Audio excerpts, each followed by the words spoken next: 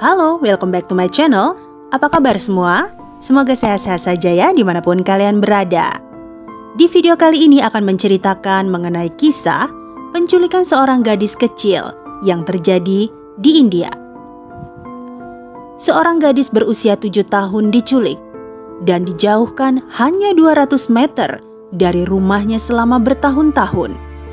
Para penculik bahkan keluarganya, keduanya tidak menyadari akan hal ini hingga 9 tahun kemudian seorang asing mengungkap seluruh kisah tersebut. Gadis kecil ini bernama Pooja Gaut. Ia hilang di Mumbai pada tanggal 22 Januari 2013. Saat itu, Pooja sedang dalam perjalanan ke sekolah bersama kakak laki-lakinya yang bernama Rohit.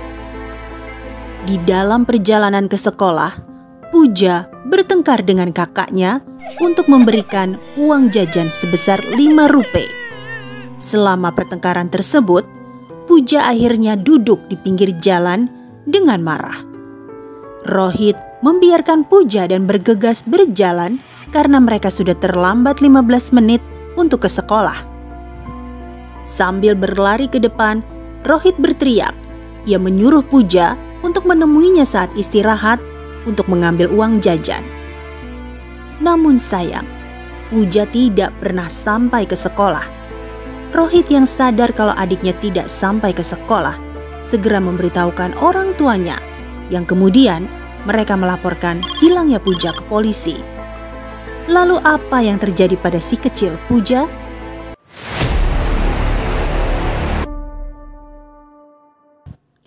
Seorang pria yang diidentifikasi bernama Harry De Souza menghampiri Pooja yang saat itu tengah duduk sendiri di bawah pohon.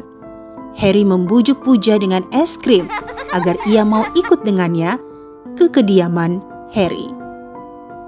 Sesampai di rumah Harry, ia dan istrinya yang bernama Sony mengganti nama Pooja menjadi Hani. Hal ini bertujuan untuk menyembunyikan kejahatan mereka.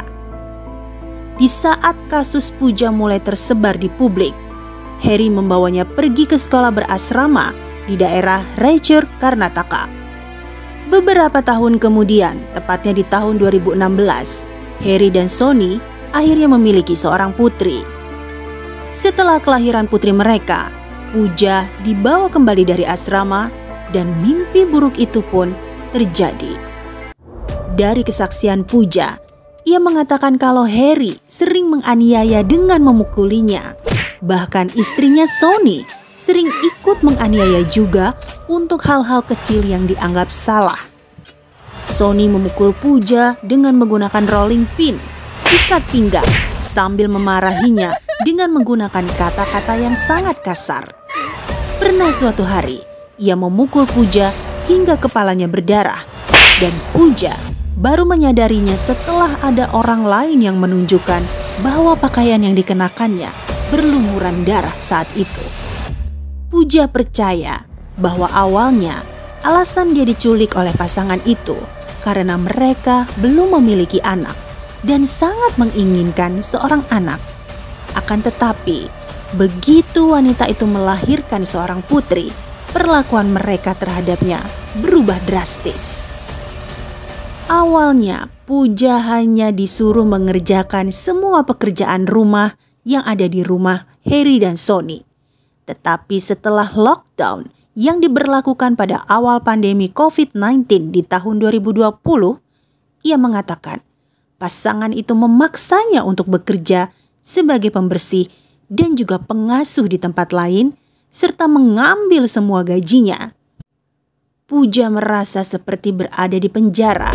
Ia tidak bisa kemana-mana selain hanya bisa pergi ke pasar dan tempat kerjanya di mana ia dipaksa untuk menjadi asisten rumah tangga di rumah lain.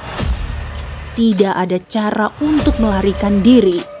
Pooja terpaksa harus tinggal karena ia tidak ingat apa-apa tentang di mana ia dulu tinggal. 3 tahun setelah menghilangnya Pooja, ayahnya meninggal dunia. Pada awalnya, Harry beserta istri dan putrinya tinggal di Ville Parle. Lalu kemudian, pindah ke daerah Gilbert Hill. Harry tidak tahu kalau ini adalah wilayah tempat tinggal keluarga Pooja. Keluarganya tinggal hanya 200 meter jauhnya di gang terdekat. Tapi Pooja dan keluarganya tidak pernah bertemu satu sama lain karena ia dikurung dan berada di bawah pengawasan ketat dari Harry. Pooja tidak diizinkan berteman dengan orang lain dan Pooja biasanya diantar dan dijemput oleh Harry dari rumah tempat dia bekerja sebagai asisten rumah tangga.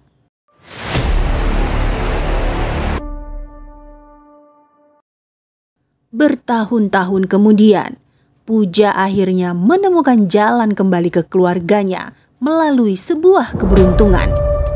Suatu hari, dia bisa mendapatkan ponsel dari penculiknya dan mencari namanya di Google. Dia menemukan poster dirinya yang hilang, tetapi 5 nomor telepon yang tercantum di bagian bawah poster tidak terlalu jelas untuk dilihat.